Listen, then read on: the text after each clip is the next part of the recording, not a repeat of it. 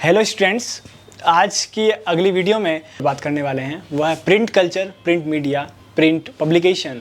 जो एक ये कहें कि एक दौर में जिस तरीके से आगे बढ़ रहा था ना, यूरोप में जिस तरीके से आगे बढ़ा वो, उससे क्या क्या इफ़ेक्ट्स हमको सोसाइटी में देखने को मिले, ये तो हमने सब पढ़ ही लिया है।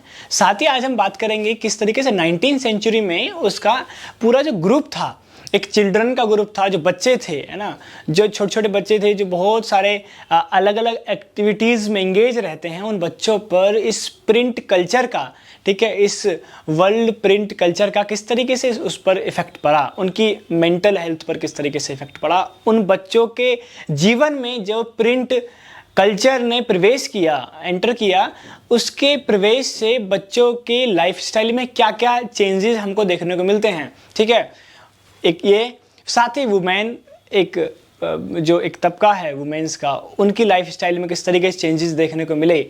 साथ ही वर्कर क्लास, जो वर्किंग क्लास थी, जो फैक्ट्री में लोग काम करते थे, उनकी जो लाइफस्टाइल थी वो प्रिंट कल्चर के आने से कैसे बदली, इन सब चीज़ों पर हम बात करने वाले हैं। ठीक है, और आज की इस वीडियो को कंप्लीट करते हुए आज की जो पूरी हिस्ट्री की सीरीज चल रही थी, आज हम उसको ख़त्म करेंगे और इस ख़त्म के साथ में, इस एंड के साथ में, और फिर 2 दिन के लिए इस जो होली का जो त्यौहार है, रंगों का जो त्यौहार है, उसको भी मनाते रहेंगे, है ना। तो 19वीं सेंचुरी ये वो दौर था जिस दौर में यूरोप में जो प्रिंट कल्चर था वो फैल रहा था। ठीक है, तो चिल्ड्रन थे, उनके लिए, क्योंकि मैं आपको पहले ही बता चुका हूँ पिछली वीडियो में, किस तरीके से जो प्रिंटिंग प्रेस जो थे, जो पब्लिकेशन थे, वो समझ चुके थे कि हाँ कि लोग ज़्यादा पढ़ने वाले हैं नहीं, लेकिन वो कुछ पिक्चर्स को लगा करके, कुछ रंगों का इस्तेमाल करके, कुछ एट्रैक्टिव, कुछ डिज़ाइन या कुछ क्रिएटिविटी को कागज़ पर उकेर करके हम कुछ ऐसा पेश कर सकते हैं जिससे जो नहीं पढ़ने वाला तबका है वो भी कहीं ना कहीं इस प्रिंट कल्चर से रूबरू हो पाए, इस प्रिंट कल्चर से जुड़ पाए। ठीक है, तो बच्चों के साथ में वही इन्होंने एक गेम खेला, एक ट्रिक खेली, जिससे वो ऐसी ऐसी मैगजीन उनकी आई कि जिससे वो बच्चों को देख रहे हैं, कुछ अच्छे अच्छे कार्टून्स आए।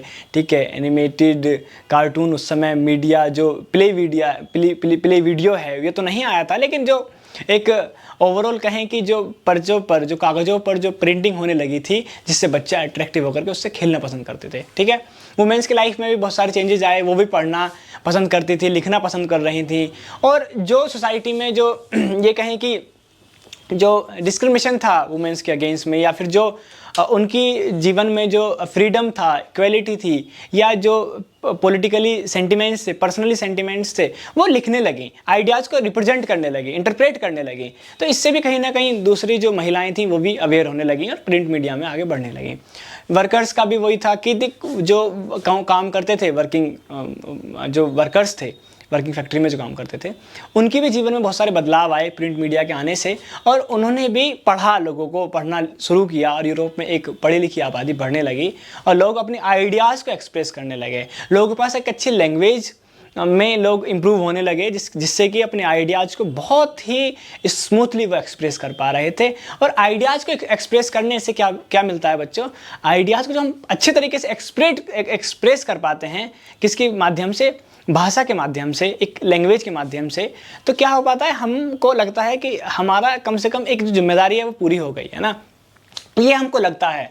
आप देखते होंगे कि जो हम कविताएं लिखते हैं, हम पोइट्री लिखते हैं, हम नॉवेल्स लिखते हैं, हम कुछ भी ऐसा कुछ काम करते हैं, या कुछ आर्टिकल्स लिखते हैं, गवर्नमेंट कुछ काम कर रही है उसके अगेंस्ट लिखें, चाहे फिर जो मैं कुछ, मेरे कुछ पर्सनल कुछ विचार हैं, मैं उस पर कुछ लिखूं, तो ये विचार इसलिए इंपॉर्टेंट हो जाते हैं क्योंकि जब हम इनको प्रेस कराते हैं, जब इनको हम मतलब पब्लिक कराते हैं, तो उन आइडियाज़ को और भी पढ़ते हैं, और एक ग्रुप तैयार हो पाता है। उस बात के समर्थक कितने हैं, उस बात के नेगेटिव एस्पेक्ट सोसाइटी में क्या पहुँचे हैं, इन सब बातों का एक मूल्यांकन मिल पाता है। ठीक है, तो वुमेन और वर्किंग क्लास भी इस तरीके से अपना पूरा योगदान इस प्रिंट कल्चर में दे रहे थे। राइट, फर्दर इनोवेशंस क्या क्या होते हैं कि जैसे वहाँ पर हम देख रहे थे यूरोप में उस समय बहुत अच्छी मशीन्स तो थी नहीं। ठीक है, वही ऑलिव प्रेस से उन्होंने आइडियाज इनोवेट किया, ठीक है, और आगे काम किया।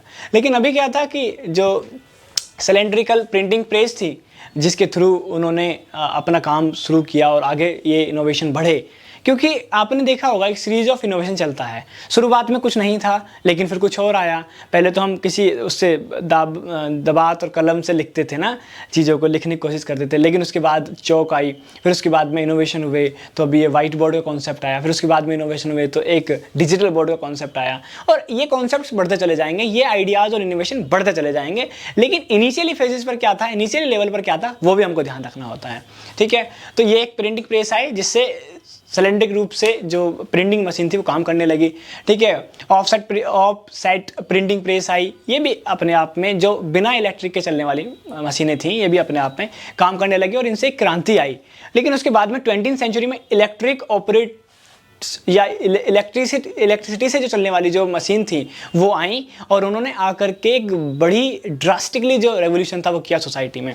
क्योंकि ये बहुत ज़्यादा अमाउंट में क्या कर सकती थी, प्रिंटिंग जो प्रेस थी, जो प्रिंट्स थे वो निकाल सकती थी, जो कॉपीज़ तो बना सकती थी कॉपीज़ को।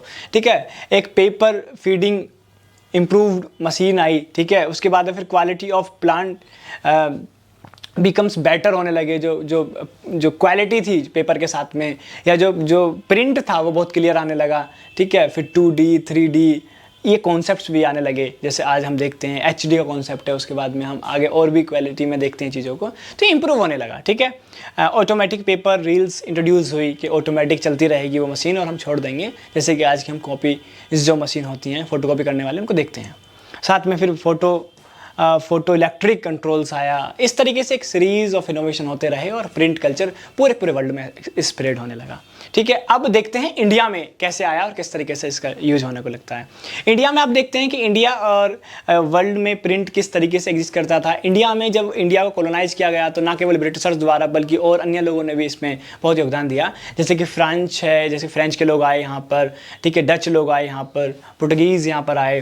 ठीक है, और अन्य लोग यहाँ पर अलग अलग तरीके से अपने कल्चर को लेकर के यहाँ पर आए। और जहाँ पर प्रिंटिंग मीडिया पहले से, प्रिंटिंग कल्चर पहले से इस्टेब्लिश था, तो जब इंडिया में वो लोग आए तो उन्होंने इस प्रिंटिंग कल्चर को भी इस्टेब्लिश किया। ठीक है, अलग अलग लोगों ने आकर के यहाँ की लोकल और फोक लिटरेचर को उभारने की कोशिश करी और उसको प्रिंट करने की कोशिश की। तो शुरुआती दौर में हमने देखा कि लोकल जो लेवल था, फोक जो कल्चर था, उसी को प्रिंट मीडिया उभार रही थी, क्योंकि कोई कॉमन भाषा नहीं थी जिसमें पूरे एंटायरली इंडिया को दिखाया जा सके। ठीक है, ये बात हुई। कुछ इसकी लिमिटेशंस थी इंडिया में, जो पहले से ही मेन्यू स्क्रिप्ट चल रही थी, जो हाथ से लिखी जाती थी, उसकी कुछ अपनी लिमिटेशंस थी, कुछ कमजोरियां थी जिनकी वजह से वो स्प्रेड नहीं हो पा रही थी। जैसे कि वो तो फर्जाइल होती थी, कमज़ोर होती थी। ठीक है, और वो कागज़ जो होते थे उसको आप कहीं भी लेकर के कैरी नहीं कर सकते थे। ठीक है, ईजी नहीं था कैरी करना, क्योंकि बहुत ही फ्रजाइल होती थी, कमज़ोर होती थी, फट जाती थी तो बेकार हो जाती थी, और वेट थोड़ा ज़्यादा। इस तरह की कुछ चीज़ें थी जिनकी कॉम्प्लेक्सिटीज़ थी, जिनकी वजह से वो मैन्यूस्क्रिप्ट्स आगे रन नहीं कर पाई। तो इंडिया में भी जो प्रिंट मीडिया था वो आगे फैलने लगा। ठीक है, तो इंडिया में जो लिमिटेशंस थी आप उनको देख लेंगे। फिर प्रिंट कम्स टू इंडिया में जब आप देखेंगे तो पहले बंगाल गजेट्स के रूप में एक जो है मैगजीन छपी, जिस मैगजीन ने थोड़ी सी क्रांति की ना, उस क्रांति की। और वो व्यक्ति था जो था छापने वाला, वो ब्रिटिशर से था, मतलब यूरोप के ही कंट्रियों से वो ताल्लुकात रखता था, और उसी ने उस मैगजीन को पहले बंगाल गजेट के नाम से निकाला। ठीक है, उसके बाद में फिर इंडियन भी कुछ लोग थे जिन्होंने मैगजीन निकालना शुरू किया। ठीक है, इंडिया कुछ लोग थे। इन्हीं सबको देखते हुए कुछ रिलीजियस डिबेट शुरू होने लगी। रिलीजियस डिबेट क्या, कि जो उल्मा क्या होता है, ठीक है, और शरिया लॉज कैसे मुस्लिम्स पर एक्सप्लॉइट करते हैं लोगों पर, इस तरीके की कुछ रिलीजियस डिबेट होने लगी।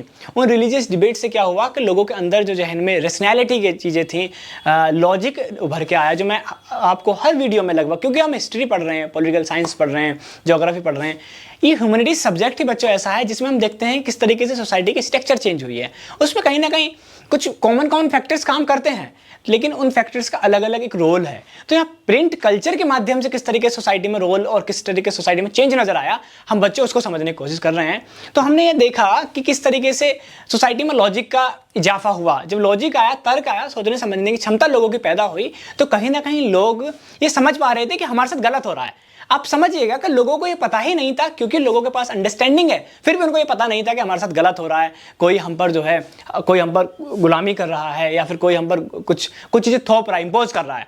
हमको पता ही नहीं था ये। तो विद तर्क के साथ साथ में हम लोगों के साथ में रैशनैलिटी आई, सोचने समझने की क्षमता थी, लेकिन फिर भी हम लोग किसी न किसी स्टेट के, किसी न किसी तबके के, किसी न किसी ग्रुप के अंडर ही काम कर रहे थे। तो प्रिंट कल्चर के आने से, प्रिंट मीडिया के आने से उन आइडियाज़ में बढ़ोतरी हुई जो आइडिया रेवोल्यूशनरी आइडियाज़ थे। तो कहीं ना कहीं रिलीजन उसमें एक इंपॉर्टेंट रोल हो जाता है। कल्चर जो है वो रिलीजन के इर्द गिर्द घूमता है, एक बड़ा इंपॉर्टेंट कॉम्पोनेंट है कल्चर का एक इंपॉर्टेंट कॉम्पोनेंट है रिलीजन। और रिलीजन कई बार क्या होता है, उसका इस्तेमाल किया जाता है पॉलिटिक्स में, उसका इस्तेमाल किया जाता है लोगों को कैसे डिवाइड करें, लोगों को कैसे यूनाइट करें, सब तरीके से रिलीजन का इस्तेमाल किया जा सकता है लोगों के द्वारा लोगों पर रूल करने के लिए, शासन करने के लिए, उन पर एक्सप्लॉइटेशन करने के लिए, उनको दबाने के लिए, उनको कुचलने के लिए कुछ भी कर सकते हैं लोगों के लिए रिलीजन का सहारा लेकर के। क्योंकि जब हम रिलीजन का सहारा लेते हैं, क्योंकि लोग जो नीचे तबके के होते हैं वो कम अंडरस्टैंडिंग में, बिल्कुल ये नहीं बोल रहा हूँ कि उनके अंदर वास्तव में कम अंडरस्टैंडिंग होती है, लेकिन फिर भी क्योंकि वो बिना पढ़े लिखे होते हैं, वो अवेयर नहीं होते हैं, वो अपने गुरु, अपने जो उनके जो मालिक होते हैं, उनके जो जिम्मेदार होते हैं, उनके जो काम देते हैं, उनको ईश्वर समझते हैं, उनकी बात को सच समझते हैं। तो मैं इस बात को समझते हुए कह सकता हूँ कि वो थोड़ा सा कम अवेयर होते हैं, इसलिए लोग उन पर अपनी जो ज़बरदस्ती थोप देते हैं। तो प्रिंट कल्चर के माध्यम से यहाँ पर रिलीजियस डिबेट शुरू होना हुई, और उसकी वजह से यहाँ पर जो डेमोक्रेटिक वैल्यूज़ कहीं ना कहीं उसी समय से आने लगे। और अलग अलग कल्चर अपने आप में आइडेंटिटी रखता है, अलग अलग कल्चर अपने आप में उसकी एक इंपॉर्टेंस है, वो कहीं ना कहीं इंपॉर्टेंस हमको देखने को मिली। ठीक है बच्चों, अब जब वो इंपॉर्टेंस देखने को मिली, लेकिन अब कुछ चीज़ें ऐसी चल रही थी बच्चों, एक छोटी सी बात ध्यान देने वाली हुई है कि कुछ चीज़ ऐसी चलने लगी सोसाइटी में कि कुछ ब्रेकडाउन करने की बात होने लगी। किस दो लोग आपस में रहते हैं तो प्रिंट मीडिया के थ्रू दोनों को अलग किया जा सके, या फिर उसके नेगेटिव अप्रोचेस भी देखने को मिले। किसी जो अच्छी विचारधारा है उसको क्रिटिसाइज किया जाने लगा, है ना, और गलत तरीके से लॉजिक्स का इस्तेमाल करके, तर्क तो होता ही है दुनिया में, लेकिन कुतर्क नाम की भी चीज़ होती है जिसमें गलत तर्क का इस्तेमाल करके लोगों को मॉडिफाई किया जाता है। लोगों की decision making capacity, decision making building को किस तरीके से मॉडिफिकेशन किया जा सकता है, लोगों को एक बड़े बड़े तबकों कैसे रातों रात में मोबिलाइज किया जाता है, कैसे रातों रात में उनके डिसीजन को चेंज किया जाता है। ये भी कहीं ना कहीं प्रिंट मीडिया के साइड इफेक्ट्स और लिमिटेशंस हैं, इनको भी हमको ध्यान में रखना होगा। इसलिए यहाँ पर क्या आया कि सेंसरशिप का कॉन्सेप्ट आया, जिसमें हमने देखा कि सेंसरशिप जो है, जिसमें कोई भी व्यक्ति कुछ लिखेगा तो एक बॉडी होगी, वो बॉडी उसे पास करेगी कि हाँ इससे किसी भी आइडेंटिटी, किसी भी ग्रुप, किसी भी रिलीजन, किसी भी लोगों के ये अहित में बात ना है, किसी भी लोगों के ये फेवर में ही है बात, सबके अच्छा ही चाहती है, किसी का बुरा नहीं चाहती है। ये वो बॉडी डिसाइड करेगी किसी के सेंटिमेंट्स से नहीं उसको हानि हो रही है, उन सेंटिमेंट्स को। इन सब बातों का ध्यान, बेसिक बातों को रखने के लिए वो उस आर्टिकल का लोगों के आने वाले जीवन पर, आने वाले बच्चों पर क्या इफेक्ट्स पड़ेगा, इन सब बात रखने के लिए एक बॉडी तैयार की, सेंसरशिप बॉडी, है ना। और सेंसरशिप लगाया जाता था जब भी कोई भी गलत चीज़ें होती थी, और इसको स्टेट कंट्रोल बनाया गया। इस तरीके की चीज़ें आई सोसाइटी में और इंडिया में भी इंट्रोड्यूस हुई। उसके बाद ये प्रिंट कल्चर और द वर्ल्ड किस तरीके से प्रिंट मीडिया पूरे वर्ल्ड में फैला, इंडिया में फैला, इंडिया में कैसे प्रिंट कल्चर आया, किस तरीके से रिलीजियस डिबेट हुई, किस तरीके से पूरा सिनेरियो चला, इन सब को हमने आज के वीडियो में पढ़ा। पूरी हिस्ट्री की सीरीज़ हमने पूरी कंप्लीट की।